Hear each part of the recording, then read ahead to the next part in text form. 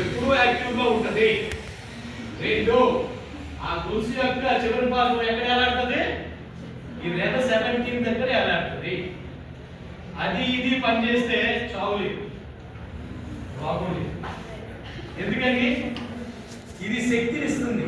ఇది ఈ నాడీ కేంద్రం రెమ్ 17 చేసే పని ఏంటి అంటే, ఇప్పుడు దాకా మనం ఏమనుకుంటున్నాం, తింటే శక్తి వస్తుంది అని, కానీ ఇక్కడ నొక్కితే శక్తి వస్తుంది. ఈ రెమ్ 17 అనే నాడీ కేంద్రాన్ని మనం ఇట్లా రోజు కాసేపు కనుక మర్దన చేస్తే తింటే శక్తి రావచ్చు పోవచ్చు, కానీ ఇది శక్తి వచ్చి తీరుతుంది అంతే. అంటే ఇక్కడ నేను ఇంకో మాట చెప్తున్నాను, అదేంటంటే ప్రాణశక్తి ఉంటే బతుకుడు, లేకపోతే సచ్చుడు. అవునా కదా?